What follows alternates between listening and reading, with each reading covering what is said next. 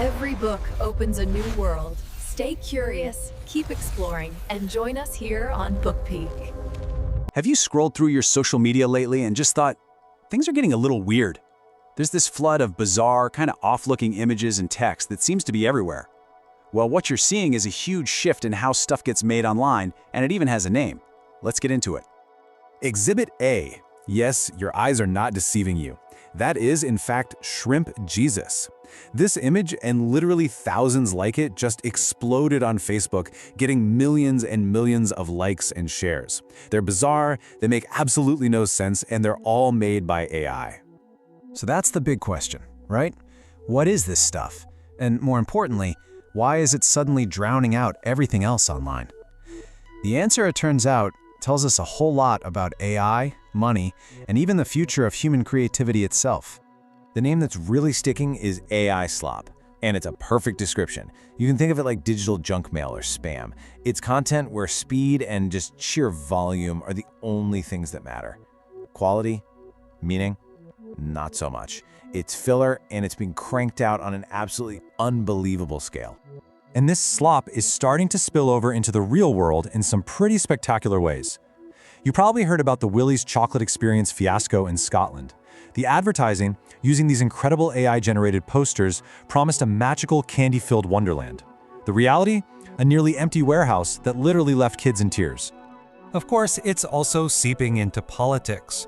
Images like this one, showing Taylor Swift fans supposedly backing Donald Trump, are made with AI and then just unleashed on social media.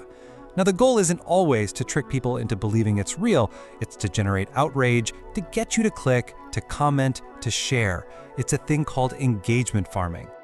And it's not just your social media feed. I mean, get this. This anatomically inventive drawing of a rat actually appeared in a peer-reviewed scientific paper. It's so obviously bonkers that it caused a huge uproar, and the paper was retracted almost immediately. It just goes to show you, no corner of the digital world is safe from this stuff. So, okay, that leads to the next big question. If AI is generating all this stuff, what's it learning from? Where is the raw material for shrimp cheeses and scientifically impossible rats actually coming from? Well, on one level, the answer is pretty simple. Money. Researchers found that a lot of these viral AI images are made by people in developing countries. They're using AI to mass-produce content that they think will appeal to audiences in the US because clicks from American users generate way higher advertising payouts on sites like Facebook. But there's a much deeper and way more controversial answer to where the AI's source material comes from. And organizations like the European Writers' Council, well, they aren't mincing words. They argue the entire generative AI industry is built on a foundation of theft. So here's the crucial part. To train these huge AI models, tech companies needed a colossal, just an unimaginable amount of text and images. And evidence shows they got a lot of it by scraping massive online piracy sites, these so-called shadow libraries. We're talking hundreds of thousands of copyrighted books and artworks, all hoovered up without permission from or payment to the people who actually created them. And this has opened up a whole can of worms, from AI-generated fake books to the outright identity theft of real authors. Okay, so the picture so far seems pretty bleak, right? We've got low-quality slop built on a foundation of what many are calling plagiarism. But what if it's not that simple? What if this exact same technology, when used in a different way, could actually make us more creative? A recent scientific study looked into this, and its conclusions were pretty surprising. So researchers at University College London set up this really cool experiment.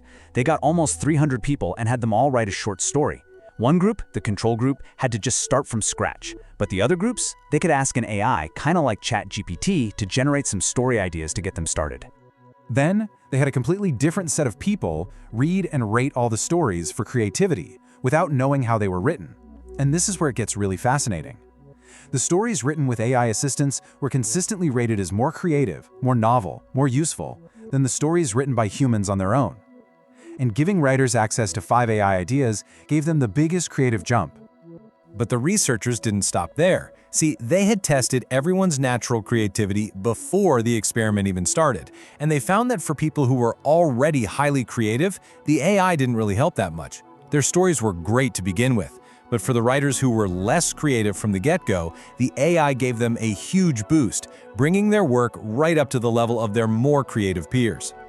In other words, the AI acted like a great equalizer. It didn't turn bad writers into geniuses, but it absolutely helped close the creativity gap. It gave people who might struggle with a blank page a really powerful tool to get started and shape their ideas. So AI can be used to make slop, but it can also be used to boost individual creativity. A perfect win-win situation, right? Well, not quite. The same study that uncovered this incredible creative boost also found a pretty significant catch. And this really gets to the core paradox we're all facing now. While this tool can make any one person's work better, it might have the exact opposite effect on our culture as a whole. We gain individual creativity, but we could be losing our collective diversity. The researchers actually analyzed the words and themes used in all the stories, and the results were stark. The stories written with help from the AI were way more similar to each other than the human-only stories. Because lots of writers were starting from the same AI-generated seeds, their final stories all started to converge on the same ideas. Individually, they were good stories, but taken together, they were a lot less unique. This is the exact fear that you hear from professional artists and writers. As one novelist put it, AI is a beast that needs to be tamed. It's an incredibly powerful tool, no doubt, but if everyone starts using the same tool in the same way, we risk creating a future where our culture is more optimized, but also more homogeneous. And that leaves all of us with a really difficult question to ponder. This technology can clearly help individuals create better work, and that levels the playing field. But what's the cost? Are we willing to trade the beautiful, chaotic, sometimes messy originality of human creation for a world of perfectly optimized but ultimately similar creativity? Every book opens a new world. Stay curious, keep exploring time, and join us here on BookPeek.